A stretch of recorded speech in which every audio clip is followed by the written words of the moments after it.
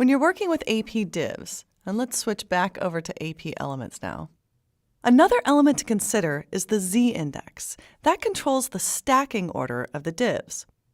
Think of it this way. When you create AP divs, Dreamweaver places the most recently created div on top, at the very top level of the stacking order. If we had created this page by creating the container first and then putting the other divs on top of it, you might never have even seen this problem. Although if you'd done that first, you wouldn't have been able to see the tracing image either. So adding this container div at the very end makes sense, given the design approach that I'm using. And fortunately, it's relatively easy to change the z-index, even if you add a div later that you want underneath existing divs. And here's a tip as I change these. The first thing to consider is that the div with the highest number z-index is the one that will be at the top of the stacking order. So at the moment, container has a z-index of 5, and that's why it's covering up the others. So my first task is to set the z-index of the container to the smallest number on the page. So let's make that 1. If we then set the left index to any number higher than 1, it'll be visible. So as you see here on the page, the left div is visible. Similarly, the right div is also visible because it's set to 3. But we still don't see the top because they're both set to 1. And here's the tip. Let's make the top 10. And let's make the left one 20. And then we'll set the right one to 30. Notice that they jump around a little bit because as soon as you change the z-index, Dreamweaver changes the order. By using 10, 20, and 30 instead of 1, 2, and 3, I leave myself some flexibility. So later, if I add a couple more divs, like 2 columns to my left div, I could make them something like 21 and 22, and continue to have control of the stacking order without having to renumber all of my divs. While we're doing this, let's change the AP div 3. That is the div down here, and let's give it a name that we'll remember. How about something like bottom thumb, just so we remember this is the thumbnail at the bottom of that. And we could leave this 4, it's still visible, or we could set it to 40. And again, that gives us lots of room for adding more divs and controlling the z-index later. I want to create one more div just to help you appreciate why the z-index matters so much and how you can use it when you combine it with behaviors to control visibility in a very dynamic way. So if I choose the AP div icon one more time, click to select it, and then over here, just where I have some room, whoa, not that much room, let me click and drag to create a new div. And I'll place my cursor in it. And let's insert one more of those big painting size images. Let's go ahead and put song in there.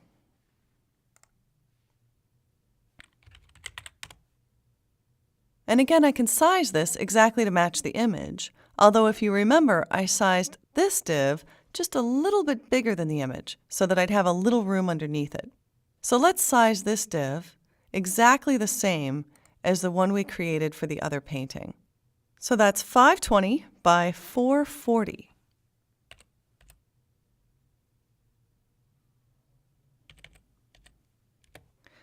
And if you recall, if I scroll down, it'll become immediately obvious.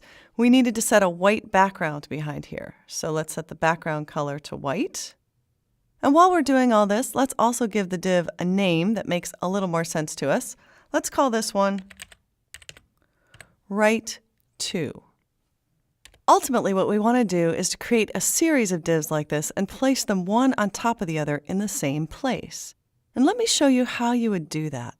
So we've got a div right here, and if we select that div, we see that it's left 235, top 100. That's the exact positioning of this div on the page. So if we wanted to put this div in the same place, right on top of that div, we'd want to use the exact same coordinates. When we get to the behavior lesson at the beginning of part 2, I'll show you how you can use the show hide behavior to dynamically switch from one layer to another in visibility. But for now, while we're working with layers, I want you to see that you can stack them exactly on top of each other. So if I know that this layer is positioned at left 235, top top 100, then if I set this layer to left 235, top 100, you'll see it drops into position right on top of it. Sometimes you have to click around a little bit to get everything visible again. Now there is one difference you may notice right away. The div underneath has a border and the one on top does not. You could create an extra div that has a border for all of the divs inside it, or you could add that border to all of the divs that you layer one after the other. Let's go with that option for the moment. Let's just select this. It's the right to div. And remember, to add a border to a div, you want to choose the CSS styles, find that style in the styles panel, double-click to open our CSS rule definition, and let's add a border. A solid, thin, green, and we can just lift that green color there, border.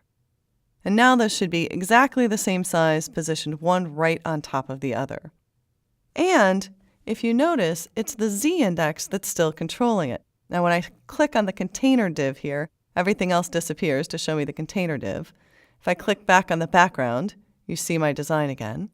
And if I click on AP Elements, you can see that my right to div has the highest value Z index on the page, and that's why it's on top of everything else. But there's another element here in AP Elements that you may not have noticed yet, and that's the eye. By clicking in this area here under this eye, and if you don't see the eye, just click and it will appear, you can turn divs on and off. So if the eye looks like it's closed, then the div is turned off or hidden. If the eye looks like it's open, then the div is forced on or visible. And if there's no div, then by default it's visible, but the visibility is still further determined by the Z index. So for the design that we'll ultimately create with behaviors, let's turn this one off so that we can see our initial image when the page loads. Then we'll use the behavior to turn this div back on when someone rolls their cursor over this image.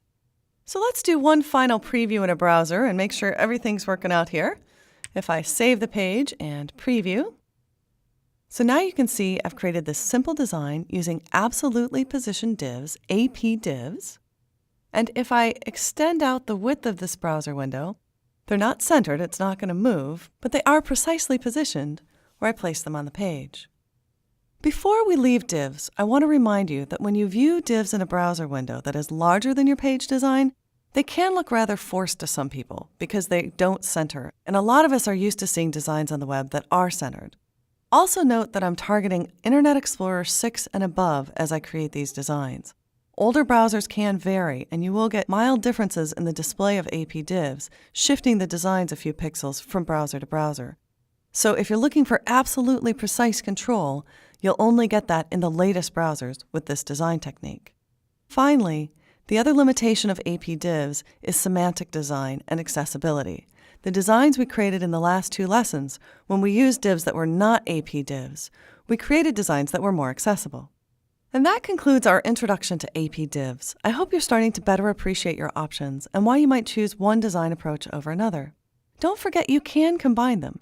Just be very careful about combining AP divs with anything that's adjustable on the screen.